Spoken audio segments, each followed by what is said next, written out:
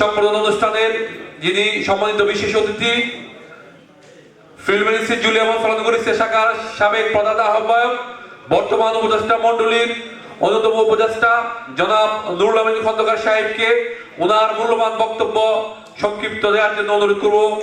ধন্যবাদ। আসসালামু আলাইকুম ওয়া রাহমাতুল্লাহি ওয়া বারাকাতুহু। বাংলাদেশ জাতীয়বাদী দল বিএনপি ঘুরিচিয়া শাখার উদ্যোগে বাংলাদেশ জাতীয়বাদী দলের সহসাংগঠনিক সম্পাদক জনাব শরীফুল আলম ভাইয়ের আগমন উপলক্ষে আজকের অনুষ্ঠানে সম্মানিত সভাপতি এবং আমাদের প্রধান আকর্ষণ জনাব শরীফুল ইসলাম আলম ভাই, উপস্থিত মঞ্চে উপস্থিত বাংলাদেশ জাতীয়বাদী দলের বিএনপির বিভিন্ন যুবদল আরো যত অঙ্গ সংগঠন আছে, প্রত্যেকে আমার সালাম এবং শুভেচ্ছা। এই যিনি আজকে আমাদের সামনে উপস্থিত আছেন শরীফুল আলম ভাইয়ের, যিনি অসংখ্য নেতাকর্মী বানানোর কারিগর।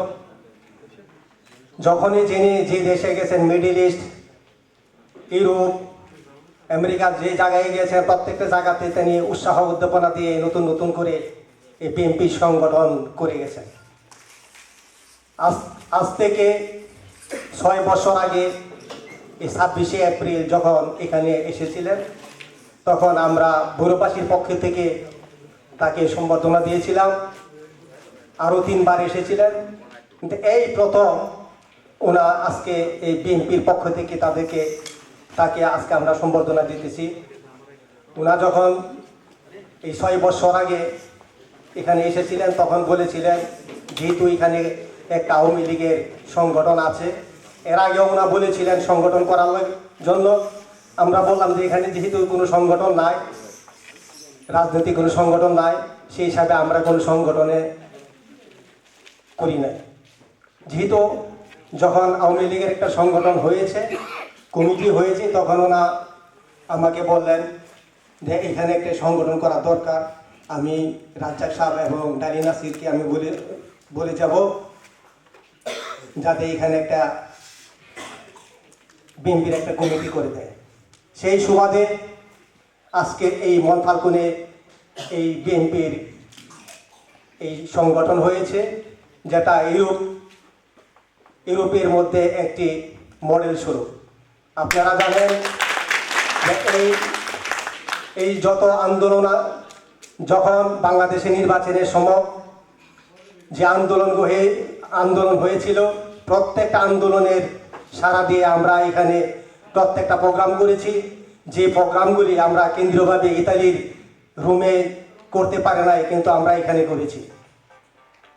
ওনারা বলেছেন যে আপনারা যে এত প্রোগ্রাম করেন আমরা লজ্জিত, কারণ আমরা এই প্রোগ্রামগুলি করতে পারি না।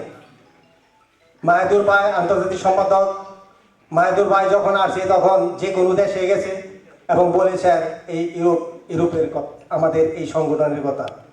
আজকাল এই এতদিন পরে উনি আজকে আমাদের মাঝে এসেছেন, আমরা অত্যন্ত আনন্দিত ওনাকে পেয়ে।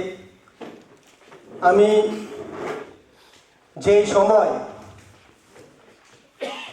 বাংলাদেশে যখন নির্বাচনের পূর্বে দরপাক চলছিল, ঠিক সেই সময়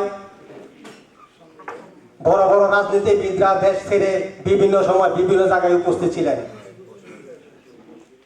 ইউরোপ, আমেরিকা থেকে বসবাস করছেন, কিন্তু আমাদের এই শরীফুল আলম ভাই তার এলাকা ছেড়ে যান নাই। ওনা নিজ এলাকাতেই অ্যারেস্ট হয়েছেন।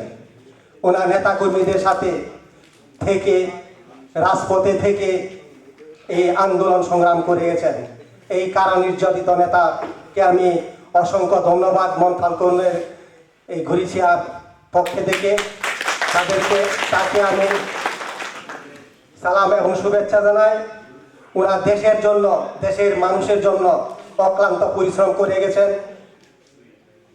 ওনা শুধু রাজনীতিবিদ নয়, ওনা একজন মাটি ও মানুষের নেতা।